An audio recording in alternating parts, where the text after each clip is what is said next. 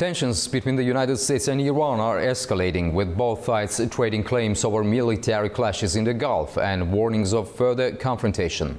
Let's take a look. New clashes between the United States and Iran are raising fears of escalation after a US operation to move ships through the Gulf triggered fresh attacks. Within hours, both sides reported strikes, with missiles and drones exchanged as tensions intensified. According to US Central Command, American forces targeted Iranian small boats during the operation, using naval and air assets to intercept threats. Iran has rejected that account, warning that any foreign military presence would be met with a response. Meanwhile, conflicting claims have emerged over a reported strike on a US warship. Iranian media says a frigate was hit and forced to retreat, while US officials deny that any vessel was struck. Amid the escalation, US President Donald Trump warned Iran it would be blown off the face of the earth if it attacks US ships involved in the mission.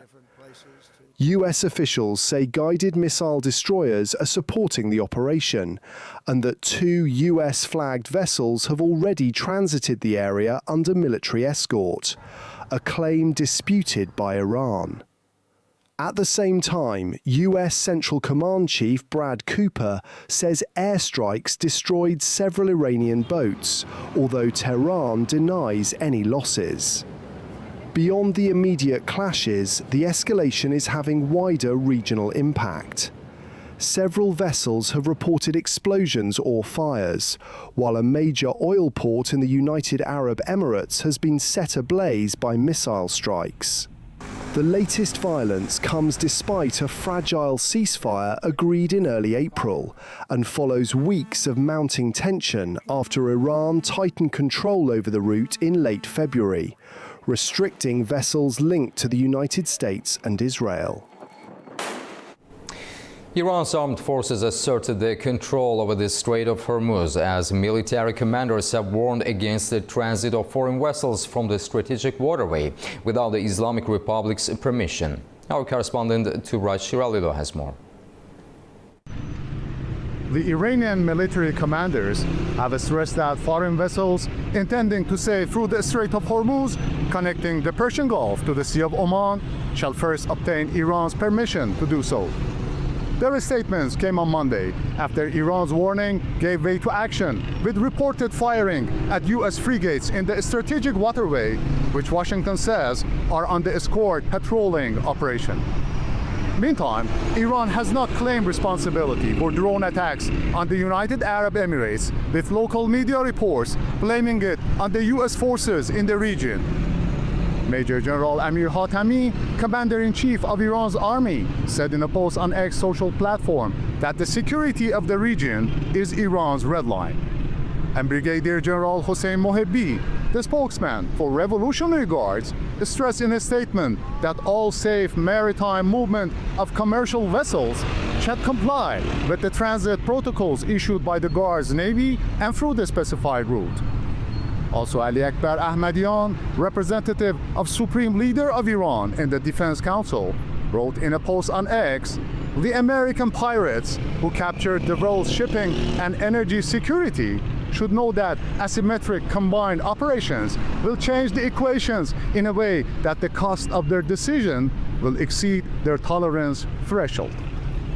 Earlier on Monday, the commander of Khatam al-Anbiya Central Headquarters, Major General Ali Abdullahi, had strongly reacted to U.S. President Donald Trump's announcement on navigation across the Strait of Hormuz, escorted by the U.S. Navy.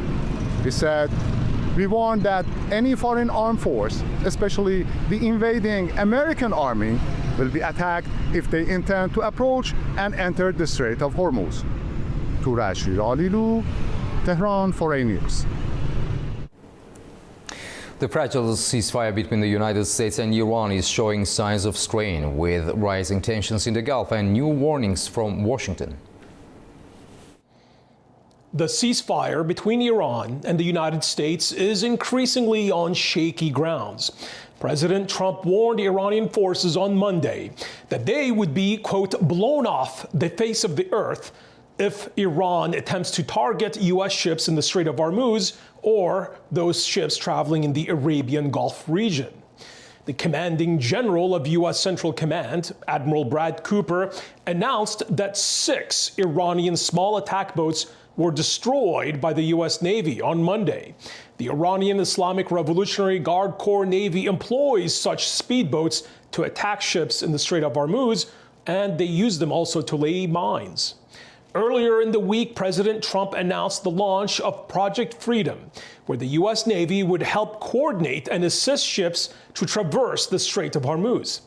Iran continues to threaten to attack international vessels in the Arabian Gulf that do not coordinate and receive permission from Tehran. Project Freedom, according to Central Command, will include more than 100 land and sea-based aircraft and 15,000 American military personnel. The result would fall short of an escort of international ships, but would, quote, support merchant vessels aiming to cross the strategic corridor. Admiral Brad Cooper, the head of U.S. Central Command, said that 2 American-flagged vessels traversed the Strait of Hormuz on Monday as a first step. U.S. military officials denied a claim by Tehran that a U.S. warship was struck by Iranian missiles, though fears of a renewed confrontation increased on Monday as the United Arab Emirates face a barrage of Iranian ballistic missiles and drones. An oil facility in the Emirati city of Fujairah was struck, according to local officials. Mube Shibander, A News, Washington. Police in Germany are investigating a deadly car ramming incident in Leipzig that left 2 people dead and many others injured. Authorities say the suspect is in custody and there is no ongoing threat.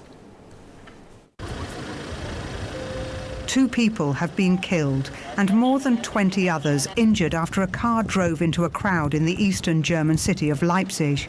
The incident happened on Monday afternoon in a busy pedestrian area in the city centre.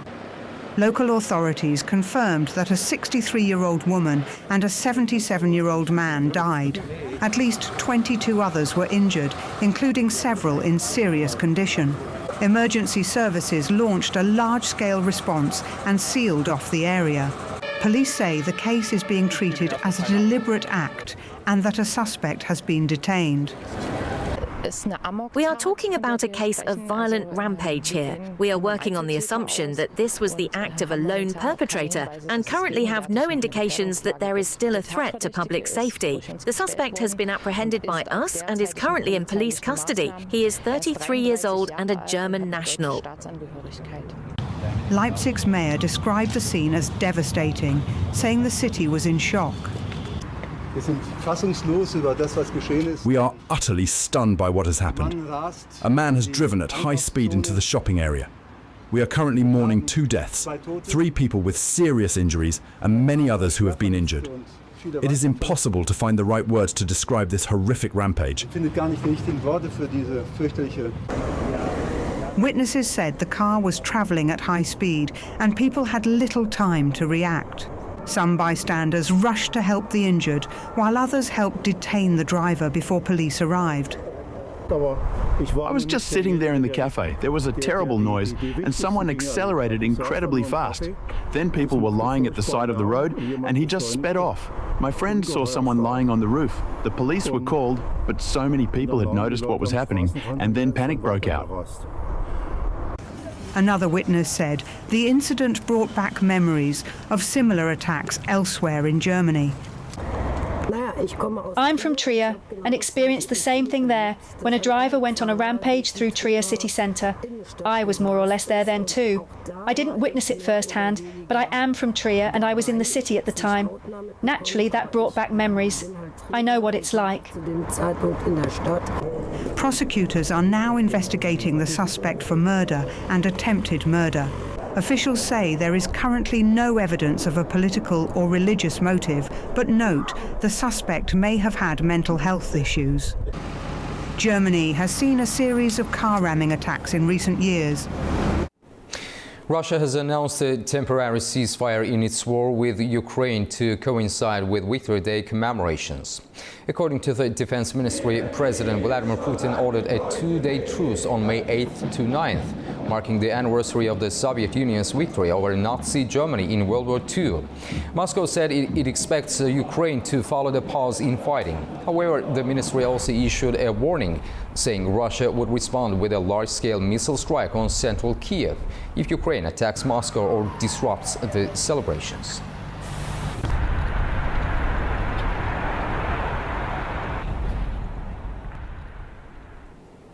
Austria has expelled 3 Russian diplomats over allegations they may have used diplomatic buildings in Vienna for espionage activities. The officials were declared persona non grata after concerns that satellite equipment at buildings used by Russia in Vienna may have been deployed for intelligence gathering. The Austrian Foreign Ministry said diplomatic immunity cannot be used for espionage. Russia's embassy rejected the move and warned of a strong response, calling the decision unjustified. Austria has now expelled 14 Russian diplomats since 2020.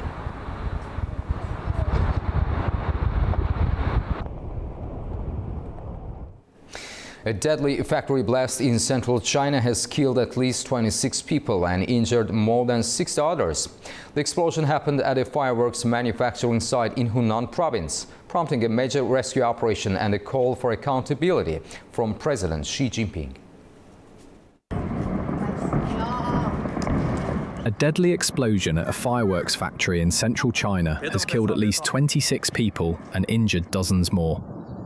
It happened on Monday in the city of Liuyang in Hunan province, one of China's main fireworks manufacturing hubs.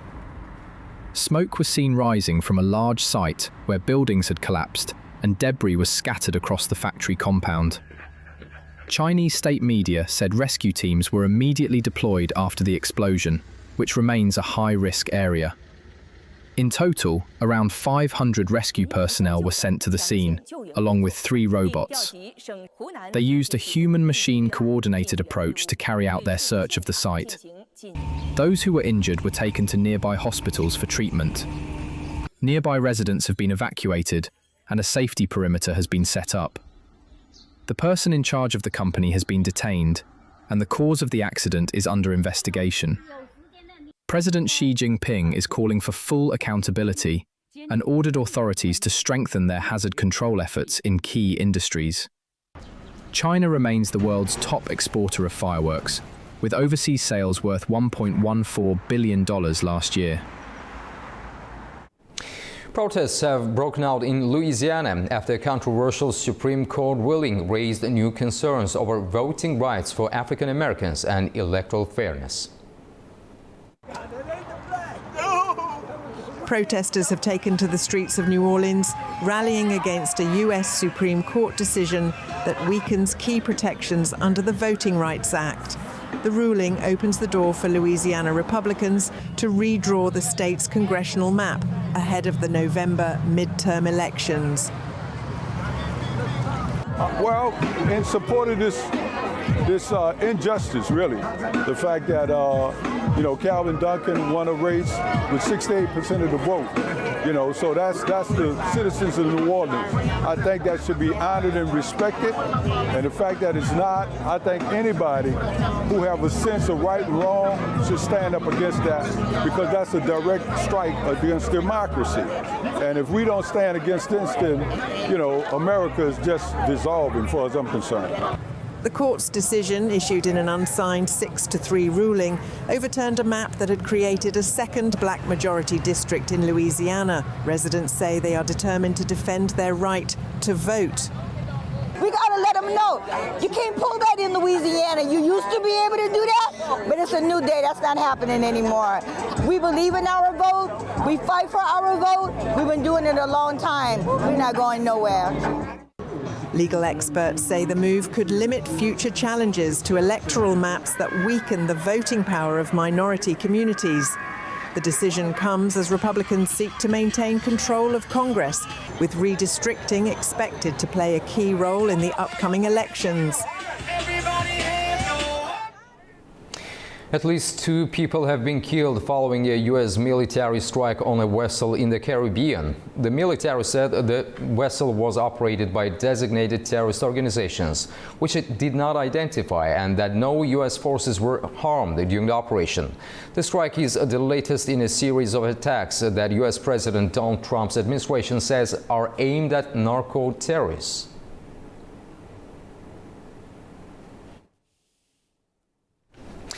Scientists say a distant object beyond Pluto may have a thin atmosphere, according to new research published on Monday. The study suggests the atmosphere could be created by ice volcanoes or triggered by a past collision with a comet-like body. The object is part of a group known as trans-Neptunian objects, remnants from the early solar system. Until now, only Pluto was known to have a clear atmosphere among them.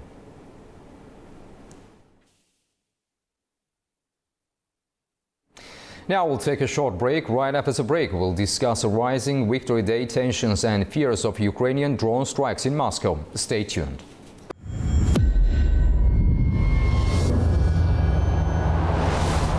The global defense industry plays a vital role in ensuring national security.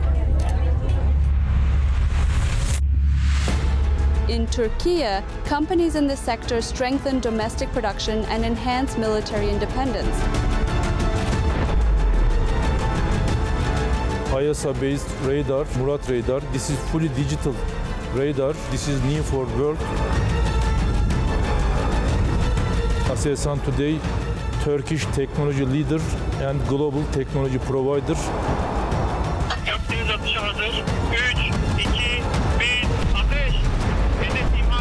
I'm Nuray Mustafa. This is One on One.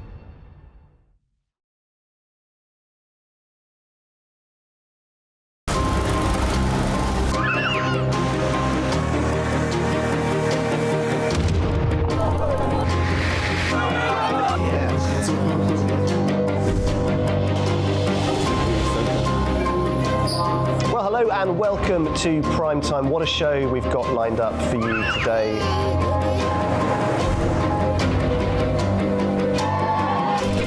In a complex world, clarity is power.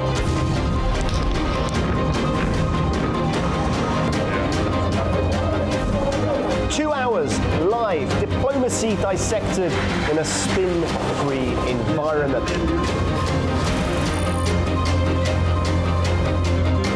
That's Prime Time with me, Guy Schoen, weekdays on A News.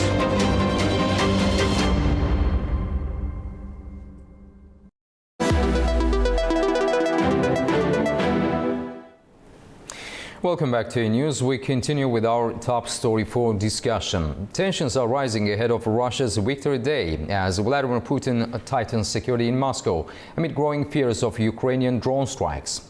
With repeated attacks reaching deep into Russian territory and even near the Kremlin, the war is entering a new phase of psychological and technological escalation. To unpack these developments, I'm joined by political analyst Anna Evans, speaking to us from Lisbon, Portugal. Anna, welcome and thank you for joining us. Thank you. Thank you. Anna, we are seeing heightened security concerns around Victory Day.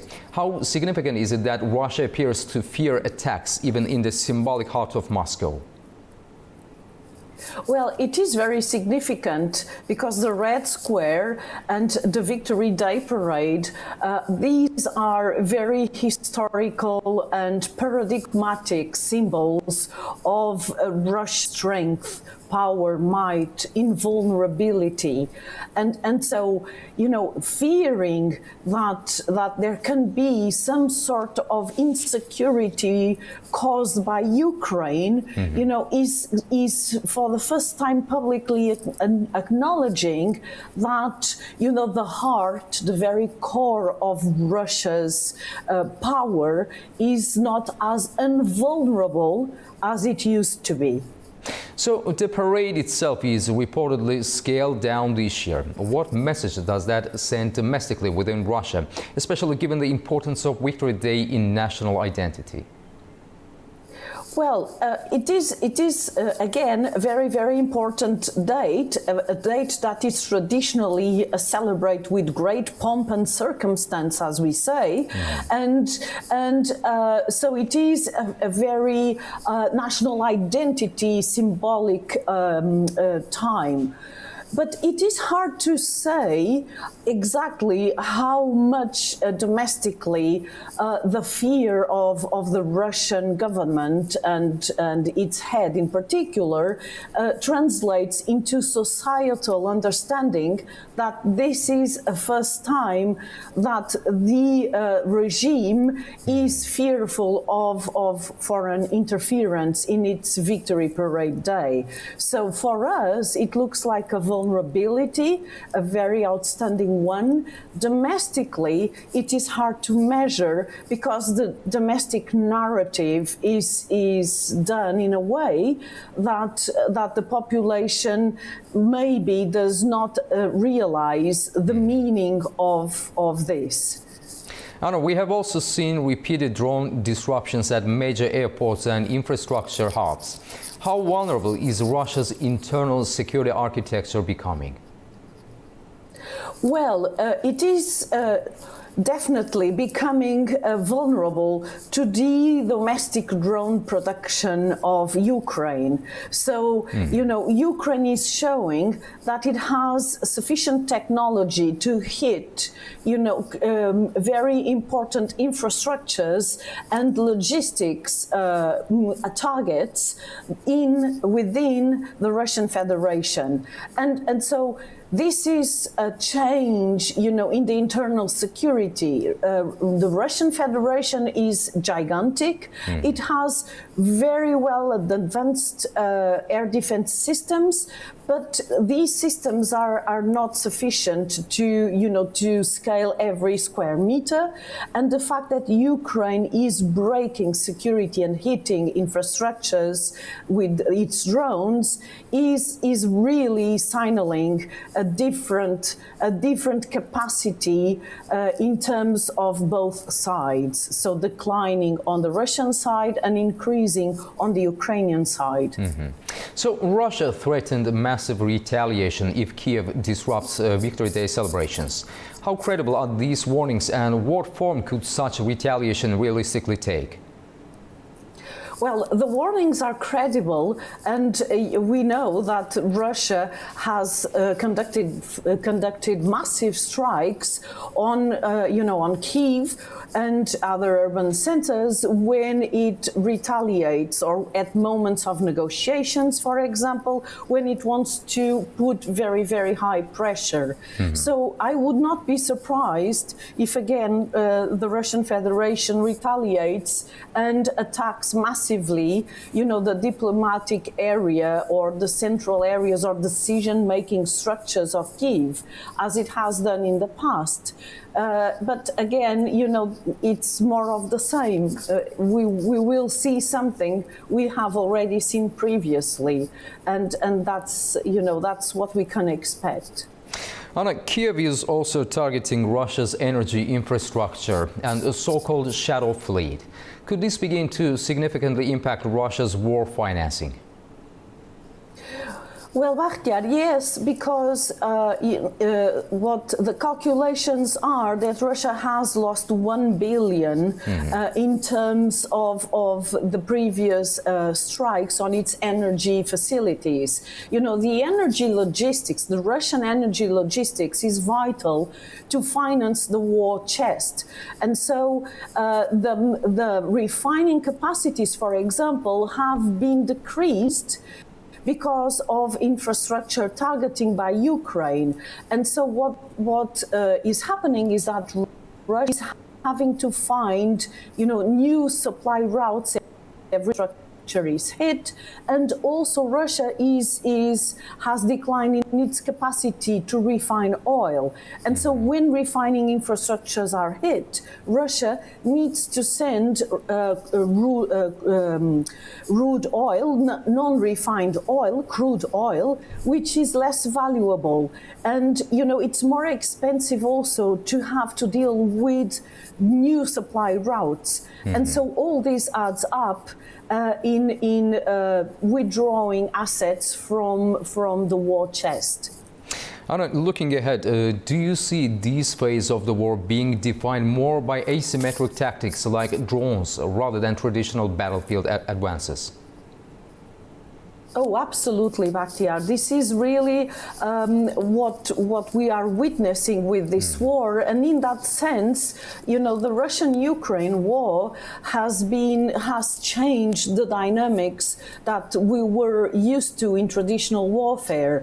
So, what the war is showing us, you know, 4 years into war, a lot of stalemate. You know, so some villages go back and forward in terms of the front lines, you know, a lot of casualties on both sides and massive on the Russian side to, you know, to little territorial change. So what the war is showing is that the new domestic production that Ukraine developed and which does not depend so much on Western equipment, you know, this domestic production allows Ukraine to hit these critical infrastructures inside Russia, you know, far away from the border with Ukraine. And that shows that, you know, smart technology, small technology, i.e. the drones, can go a long way in really wearing out, you know, causing attrition a long time. So yes, it is. That's exactly what we are seeing, an attrition of smart technology, you know, going well beyond what is the traditional way of fighting. Anna Evans, thank you for your insights and for joining us from Lisbon. We appreciate your time and perspective. Thanks a lot. After the break, we'll take a look at the key stories shaping the region.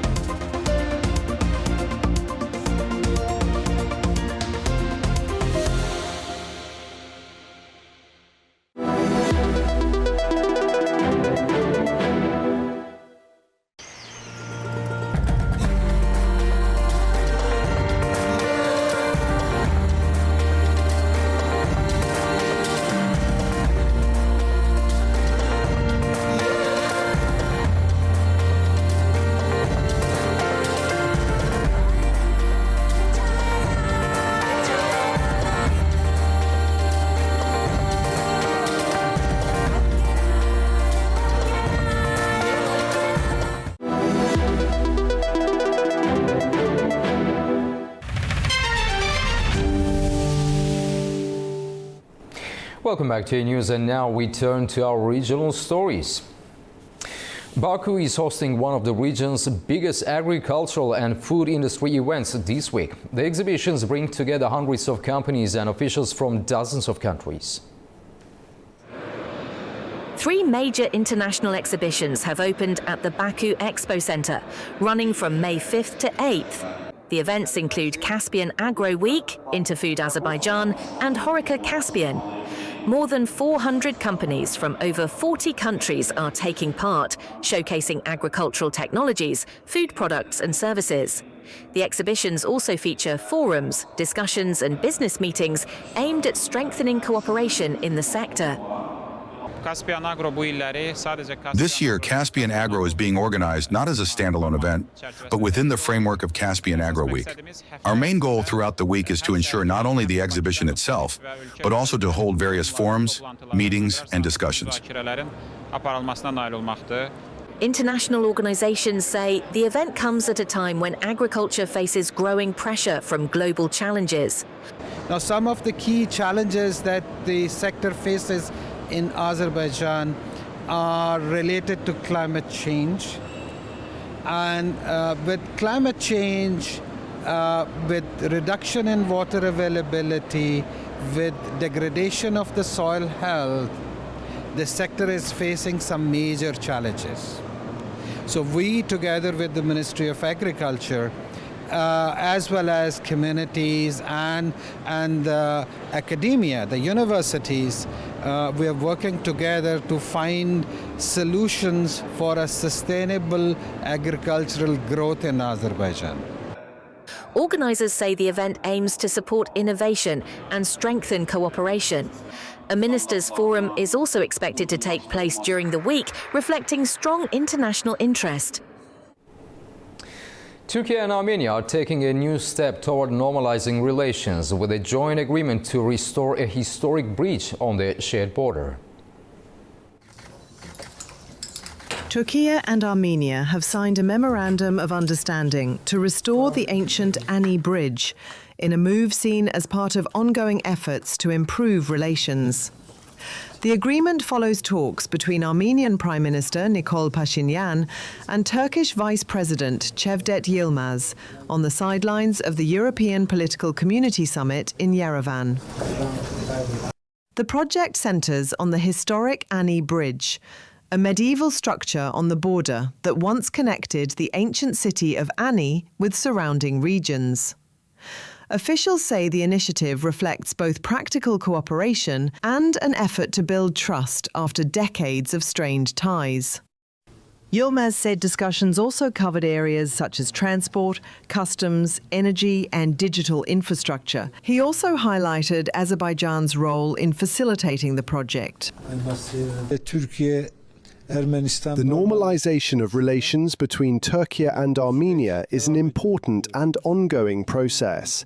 Since 2022, various steps have been taken in this context, and the process continues. Efforts to establish lasting peace between Azerbaijan and Armenia are also extremely valuable. Significant progress has already been made in that regard, particularly toward achieving a durable peace between the two countries. At the same time, Turkey-Armenia normalization is helping to create a new atmosphere in the South Caucasus. This region is one of the most strategic in the world, a key transit zone, as it has been throughout history. We believe that as peace and normalization take hold in the South Caucasus, everyone living in the region will benefit above all. The agreement comes amid increased high-level engagement between the two countries, signalling renewed momentum in their normalization process. Relations are now entering one of their most active phases in decades, following a series of recent diplomatic steps. Turkey's president has delivered a strongly worded message to the European Union, saying Brussels should not undermine Ankara's constructive approach, but instead recognize Turkey's strategic value. Speaking after a cabinet meeting in Ankara, Erdogan said Europe cannot become a global actor without Turkey as a full EU member. Here are the details. Speaking after a Monday cabinet meeting, President Recep Tayyip Erdogan said the EU should refrain from actions and rhetoric that could damage the constructive role played by Turkey, adding that Ankara's position should be commended, not undermined. Erdogan also argued that the EU cannot become a global actor without Turkey as a full-fledged member. He accused certain EU institutions of harboring what he described as a strategic bias against Turkey, saying the real question was not where Ankara stands, but where Brussels sees itself in the future. He also said Europe needs Turkey more than Turkey needs Europe, adding that this need would only increase in the future. Erdogan also referred to Ankara's long-standing EU accession process, which dates back to 1959. According to the Turkish leader, Turkey has faced double standards and what he described as deeply rooted prejudices among certain circles in Europe, despite Turkey's decades-long membership in the NATO alliance. These circles, Erdogan said, have used different excuses over the years, from Turkey's democracy and economy to its population and faith, to slow down or block the country's EU accession process. Europe, he said, now faces a choice. Either see Turkey's growing power as an opportunity or allow exclusionary rhetoric to damage its own future. This is Adam Morrow for A News in Istanbul, Turkey. The European Parliament's Foreign Affairs Committee has backed a critical report on Georgia, warning that Tbilisi is moving further away from its EU path. Our Nini Nikolashvili has more. The European Parliament's Foreign Affairs Committee today has voted on a landmark report on Georgia. Drafted by a Lithuanian member of European Parliament, Rasa Yuknevichiene, the report was adopted by 53 votes to 14. As the second such report since Georgia received EU candidate status, it draws on the European Commission's 2025 assessment of the country. It expresses full solidarity with the Georgian people who continue to fight for a European and democratic Georgia amid what it describes as increasing repression, disinformation and democratic backsliding. It also welcomes the launch of the OSCE's Moscow mechanism, an expert monitoring mission now deployed inside Georgia, and warns that unless Tbilisi changes course, visa-free travel for all Georgian citizens could be suspended. The report adds that an EU-wide visa ban for Georgian officials was blocked by Hungary and Slovakia. This comes as EU foreign policy chief Kaja Kallas, speaking from Yerevan ahead of a regional summit, delivered a pointed message.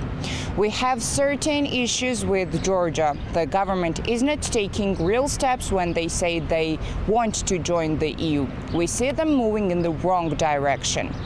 Kallas also noted those steps are limiting EU funding to Georgia. Tbilisi fired back swiftly. Foreign Minister Maka Batarishvili dismissed the funding issue, calling it a political instrument wielded by Brussels bureaucrats. Prime Minister Irakli Kobakhidze accused external actors of financing 5 attempted revolutions in Georgia over 4 years, insisting the laws in question protect national sovereignty. Nini Nikolashvili, Tbilisi, A News.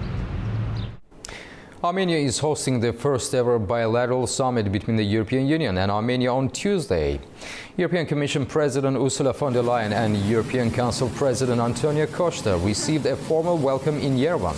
The summit focuses on strengthening bilateral relations, particularly in energy, transport and digital connectivity, with both sides signing 2 documents to adopt a new strategic agenda to deepen their partnership.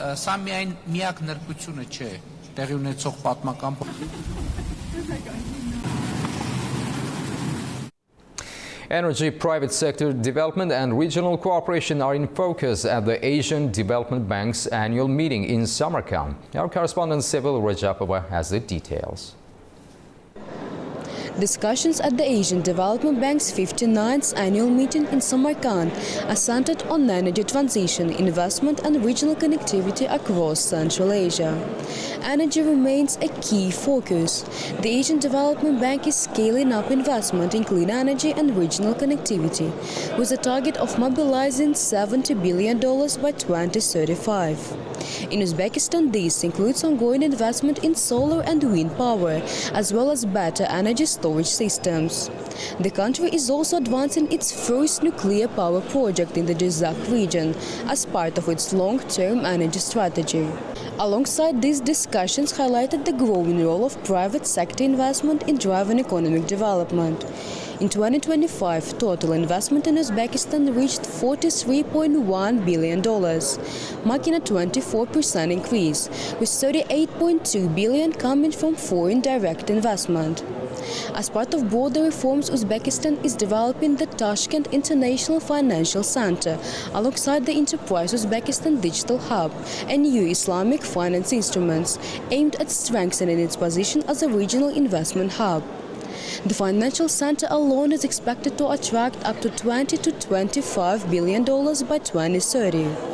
Across Central Asia, investment is also accelerating, led by large-scale energy and infrastructure projects.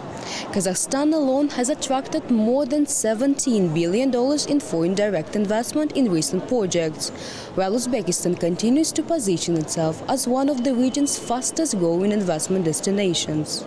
Participants also underlined that improving regional connectivity in both transport and energy systems remains critical for long-term growth, particularly for landlocked economies. It is Civil Rajab reporting from Samarkand, Uzbekistan A News. Now we'll take a short break. Right after the break, we'll discuss the outcomes of the European Political Community Summit and its impact on Armenia-Azerbaijan relations and regional diplomacy. Stay tuned. Figura Armenia que la Argentina. Y fuiste por plata y es para los gobiernos. Un tipo muy piola. No, money from Armenia from Russia. A group of Russian Armenians. People who are financial days, some rich Armenians, they live in Russia. Pashinyan lo puso preso. Pashinyan is not protecting Nagorno-Karabakh.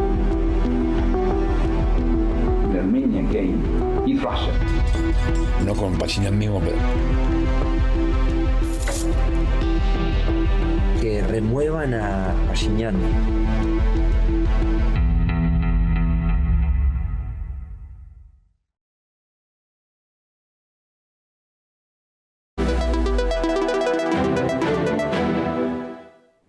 Welcome back to A News. Now we shift our focus to a regional story for discussion. The 8th European Political Community Summit has wrapped up in Yerevan, marking a significant moment for both regional diplomacy and Europe's evolving geopolitical architecture.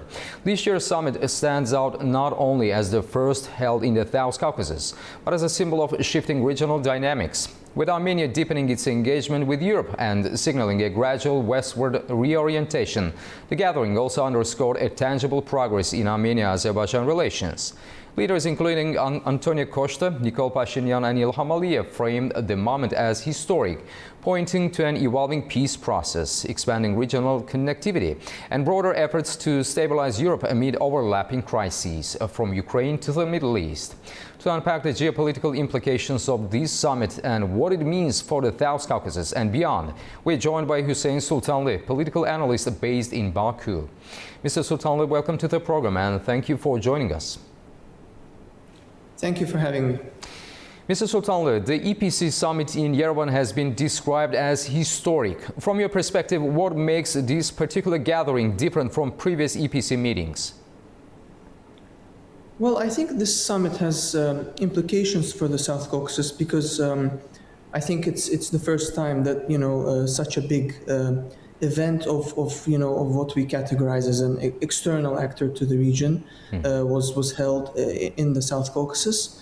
I think it's historic because I think it brings much needed attention, European and also global attention to what is going on in the region. Not that there hasn't been any attention, but I think additional attention is always welcome. And I think if used sort of correctly and appropriately, I think it can definitely serve as a boost for the normalization process, not least because in the documents and statements that have been made so far, we are seeing more mentions of the normalization process between Azerbaijan and Armenia from the EU, so from the official sort of EU rhetoric and language. That hasn't always been the case. If we look back to, for example, December 2025, when the EU and Armenia adopted the strategic agenda on their partnership, there was a very clear absence of any mention of the normalization process, and that was difficult to understand. And Azerbaijan made its position clear. So I think it's positive that the EU is now openly and consistently referring to the normalization process. Mr. Sultan, the so-called TRIP initiative, or Trump Route for International Peace and Prosperity, was highlighted as a major connectivity project. How viable is this initiative and what could it mean for regional trade and geopolitics? It has the potential to be transformational for the region. I think the role of the South Caucasus, the strategic position of the South Caucasus is self-evident, it's clear. However, when there are opportunities for progress, especially in a region that has suffered from conflict, I think clear frameworks like TRIP are exactly what is needed. And in this case, the fact that the United States is actively involved, and it's been actively involved throughout this process.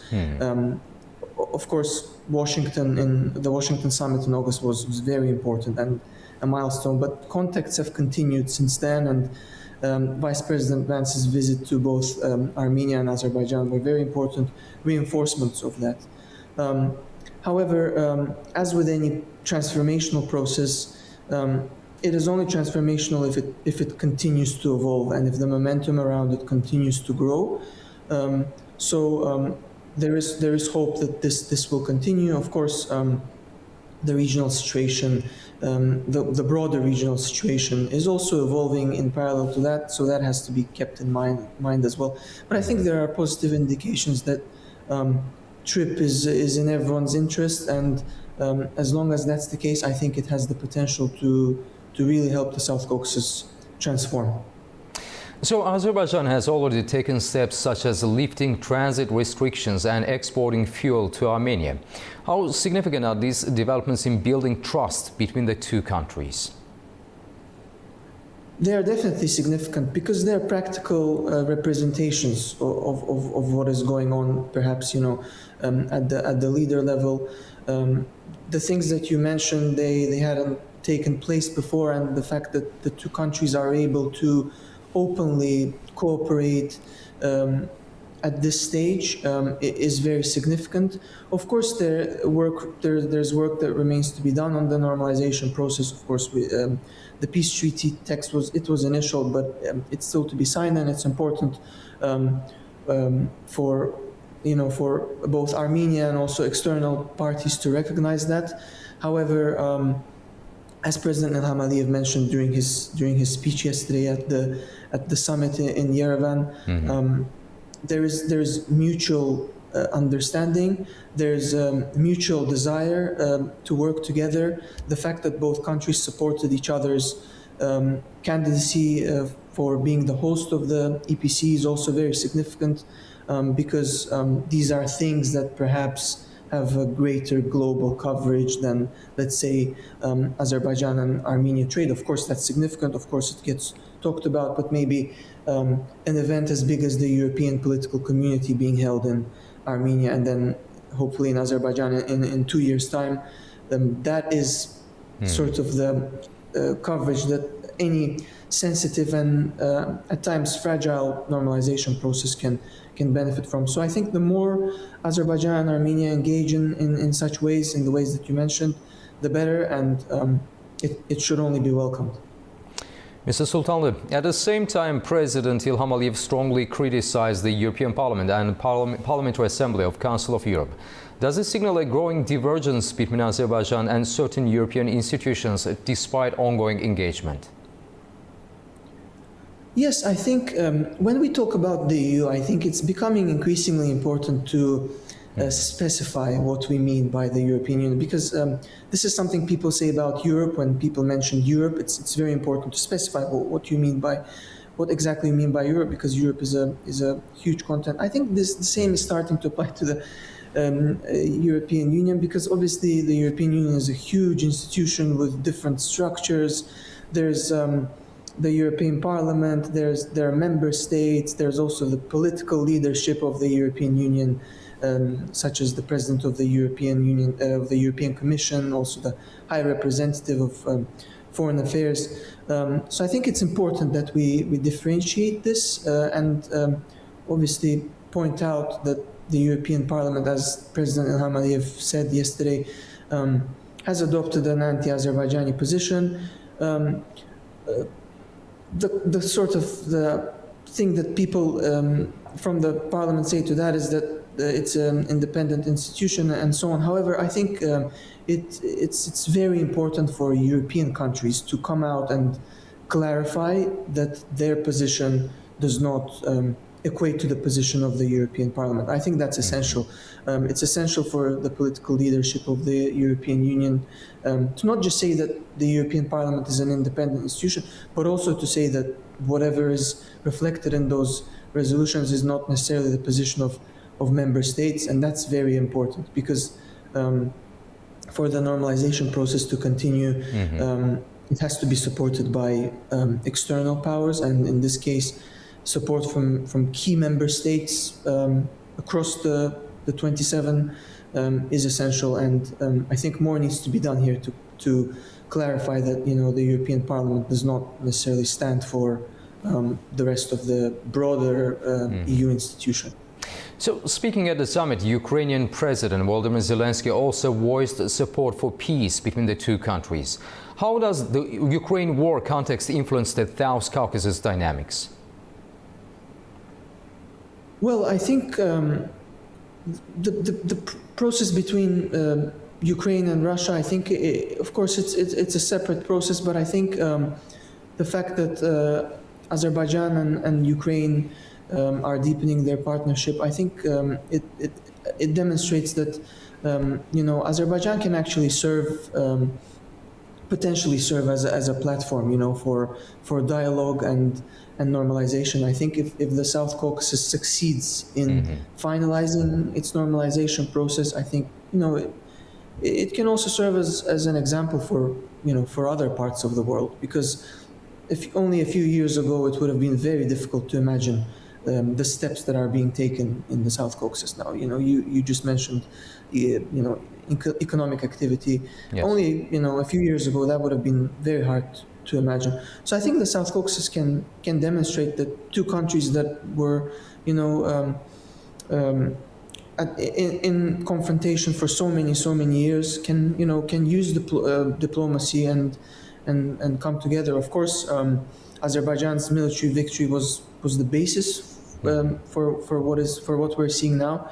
But I think the subsequent steps that have followed since, especially in light of the Washington summit, I think here diplomacy and dialogue demonstrated that two sides on